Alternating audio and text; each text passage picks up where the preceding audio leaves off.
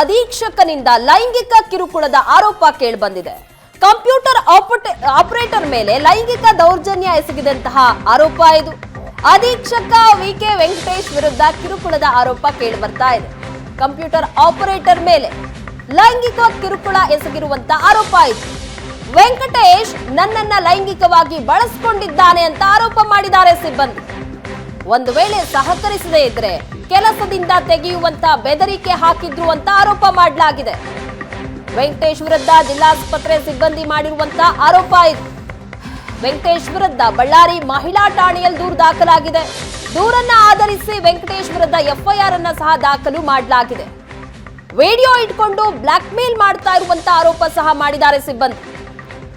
ಹೆದರಿಸಿ ವೆಂಕಟೇಶ್ ಲೈಂಗಿಕವಾಗಿ ಬಳಸಿಕೊಂಡಿದ್ದಾನೆ, ಲೈಂಗಿಕ ಕ್ರಿಯೆಗೆ ಸಹಕರಿಸದೇ ಇದ್ರೆ ಕೆಲಸದಿಂದ ತೆಗೆದುಹಾಕಬೇಕಾಗತ್ತೆ ಅಂತ ಬೆದರಿಕೆ ಹಾಕಿದ್ರಂತೆ. ಈ ರೀತಿಯಾಗಿ ಈಗ ಅಧೀಕ್ಷಕ ವೆಂಕಟೇಶ್ ವಿರುದ್ಧ ಜಿಲ್ಲಾಸ್ಪತ್ರೆಯ ಸಿಬ್ಬಂದಿ ಆರೋಪ ಮಾಡ್ತಾ ಇದ್ದಾರೆ. ವೆಂಕಟೇಶ್ ವಿರುದ್ಧ ಈಗಾಗಲೇ ಎಫ್ಐಆರ್ ಸಹ ದಾಖಲಾಗಿದೆ.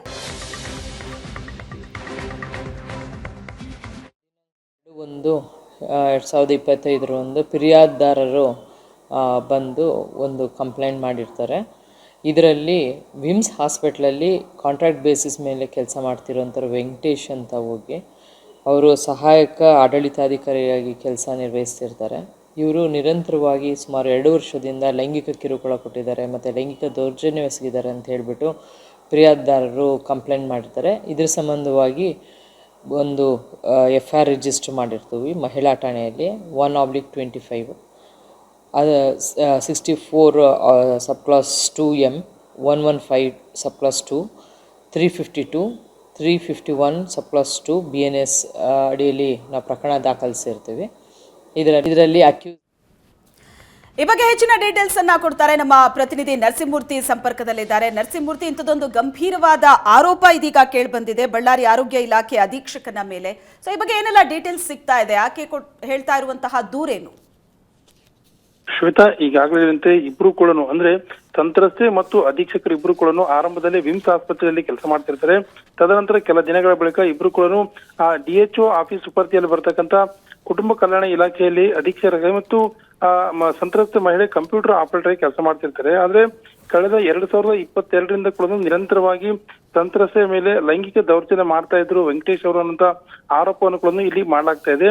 ಪ್ರಮುಖವಾಗಿ ಏನಂತಂದ್ರೆ ಸಂತ್ರಸ್ತೆ ಆರಂಭದಲ್ಲಿ ಮದುವೆ ಆಗಿರೋದಿಲ್ಲ, ಆಗ ಇಬ್ಬರ ಮಧ್ಯೆ ಕೂಡ ಒಂದು ಲೈಂಗಿಕ ಚಟುವಟಿಕೆ ನಡೆದಿತ್ತು ಅನ್ನೋಂತ ಆರೋಪ ಮಾಡಿರ್ತಾರೆ. ಆದ್ರೆ ತದನಂತರದಲ್ಲಿ ಸಂತ್ರಸ್ತೆ ಮದುವೆ ಆಗಿರ್ತಾಳೆ. ಮದುವೆಯಾದ ಬಳಿಕ ಕೂಡ ವೆಂಕಟೇಶ್ ಅವರು ನಿರಂತರವಾಗಿ ಲೈಂಗಿಕ ಕ್ರಿಯೆಗೆ ಸಹಕರಿಸಿದೆ, ನಿಮ್ಮನ್ನು ಕೆಲಸದಿಂದ ತೆಗೆದುಹಾಕ್ತೀವಿ, ಆ ರೀತಿಯಂತ ಪತ್ರ ವ್ಯವಹಾರ ಕೂಡ ಮಾಡಬಹುದು, ಹೀಗಾಗಿ ನನ್ನ ಜೊತೆ ಸಹಕಾರ ಮಾಡುವಂತ ಪದೇ ಪದೇ ಕಿರುಕುಳ ನೀಡತಕ್ಕಂತ ಹಿನ್ನೆಲೆಯಲ್ಲಿ ಸಂತ್ರಸ್ತ ಮಹಿಳೆ ಇದೀಗ ಮಹಿಳಾ ಠಾಣೆಗೆ ಒಂದು ದೂರನ್ನು ಕೂಡ ದಾಖಲು ಮಾಡಿದ್ದಾರೆ.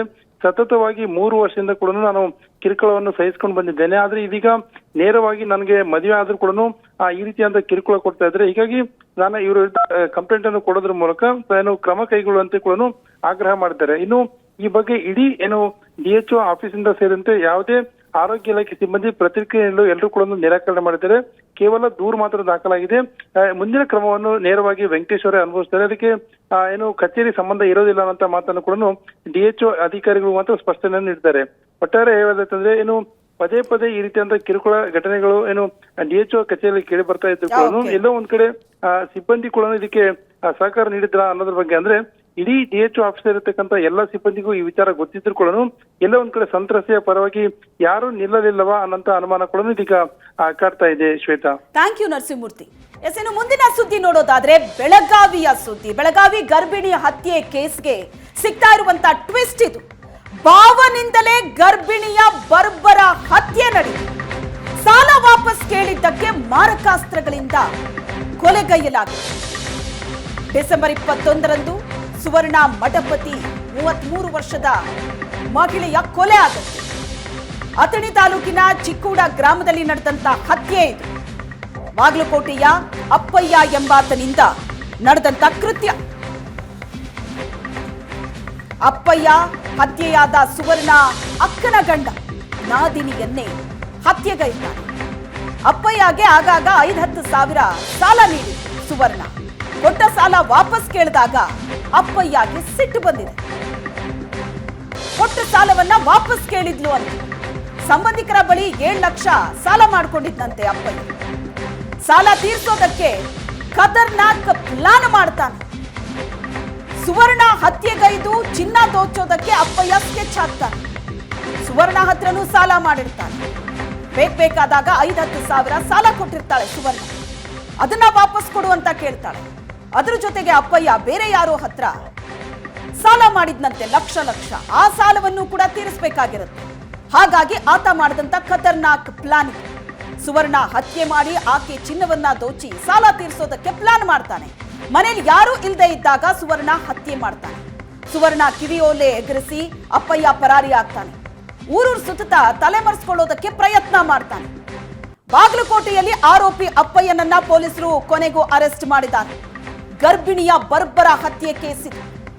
ಸುವರ್ಣ ಗರ್ಭಿಣಿ ಇರ್ತಾಳೆ, ಅದನ್ನು ಕೂಡ ಲೆಕ್ಕಿಸದೆ ಆಕೆಯ ಹತ್ಯೆ ಮಾಡಿ ಎಸ್ಕೇಪ್ ಆಗಿರ್ತಾನೆ. ಕೊನೆಗೆ ಪೊಲೀಸರ ಅತಿಥಿಯಾಗಿದ್ದಾನೆ. ಕೋಡು ಗ್ರಾಮದಲ್ಲಿ ಒಬ್ಬ 9 ತಿಂಗಳು ಗರ್ಭಿಣಿ ಮಹಿಳೆ ಮೇಲೆ ಯಾರೋ ಒಬ್ಬರು ಹಲ್ಲೆ ಮಾಡಿ ಆ ಮಹಿಳೆ ರಕ್ತಸಿಕ್ತವಾಗಿ ಬಿದ್ದಾಗ ಅವಳನ್ನ ಹಾರುಗೇರಿ ಆಸ್ಪತ್ರೆಗೆ ಹೋಗಿ ಹೆಚ್ಚಿನ ಚಿಕಿತ್ಸೆ ಕರ್ಕೊಂಡು ಹೋಗಿರ್ತಾರೆ. ಅಲ್ಲಿ ಆ ಮಹಿಳೆಯ ಸಾವಾಗುತ್ತೆ. ಈ ವಿಚಾರವಾಗಿ ಅದೇ ದಿನ 20ನೇ ತಾರೀಕು ಸಂಜೆ ಮೃತಳಾದಂಥ ಸುವರ್ಣ ಮಠಪತಿ, ಇವಳ ಗಂಡ ಬಸಯ್ಯ ಮಠಪತಿಯವರು ಒಂದು ಕಂಪ್ಲೇಂಟನ್ನು ಕೊಡ್ತಾರೆ. ತುಂಬ ಘೋರವಾದ ಪೈಶಾಚಿಕ ಕೃತ್ಯ ಇದೊಂದು ಮಾಡಿರ್ತಕ್ಕಂಥದ್ದು. 9 ತಿಂಗಳ ಗರ್ಭಿಣಿ ಮಹಿಳೆಗೆ ತುಂಬ ಹರಿತವಾದ ಆಯುಧದಿಂದ ಅವಳ ಕುತ್ತಿಗೆಗೆ ಅಟ್ಯಾಕ್ ಮಾಡಿರ್ತಕ್ಕಂಥದ್ದು. ಆ ಸಂದರ್ಭದಲ್ಲಿ ಅವಳು ತನ್ನ ಪ್ರಾಣವನ್ನು ರಕ್ಷಿಸಲಿಕ್ಕೋಸ್ಕರ ತನ್ನ ಕೈಯನ್ನು ಅಡ್ಡ ತಂದಿರ್ತಾಳೆ. ಹಾಗಾಗಿ ಅವಳ ಬಲಗೈಗೆ ಗಂಭೀರವಾದ ಗಾಯಗಳಾಗಿರ್ತವೆ. ಜೊತೆಗೆ ಬಗ್ಗೆ ಹೆಚ್ಚಿನ ಡೀಟೇಲ್ಸ್ ಕೊಡ್ತಾರೆ ನಮ್ಮ ಪ್ರತಿನಿಧಿ ಅನಿಲ್. ಬೆಳಗಾವಿ ಗರ್ಭಿಣಿ ಹತ್ಯೆ ಇಡೀ ರಾಜ್ಯವನ್ನೇ ಬೆಚ್ಚಿ ಬೀಳಿಸಿತ್ತು. ಈಗ ಆಕೆಯ ಭಾವನೆ ಹತ್ಯೆ ಮಾಡಿರೋದು ಅನ್ನುವಂತ ವಿಚಾರ ಗೊತ್ತಿದೆ. ಆತ ಸಿಕ್ಬಿದ್ದಿದ್ದು ಹೇಗೆ?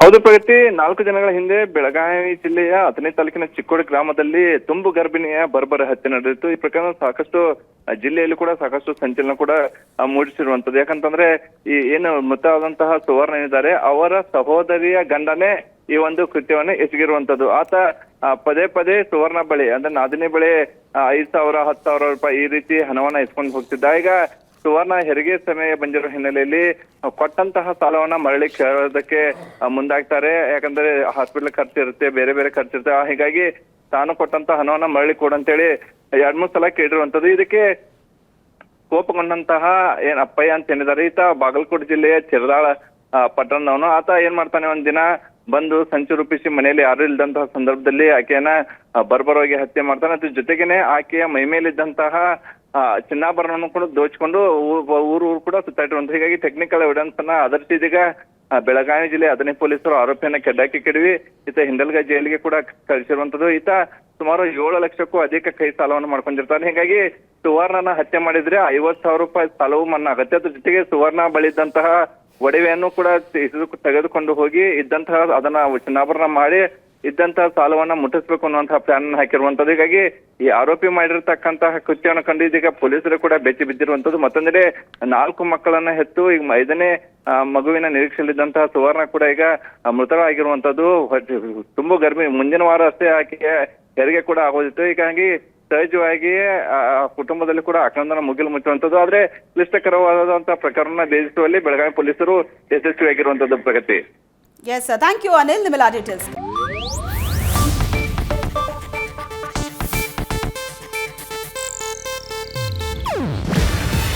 ಇದು ಏಷ್ಯಾನೆಟ್ ನ್ಯೂಸ್ ನೆಟ್ವರ್ಕ್ ಪ್ರಸ್ತುತಿ. ನೀವು ನೋಡ್ತಿದ್ದೀರಾ ಏಷ್ಯಾನೆಟ್ ಸುವರ್ಣ ನ್ಯೂಸ್.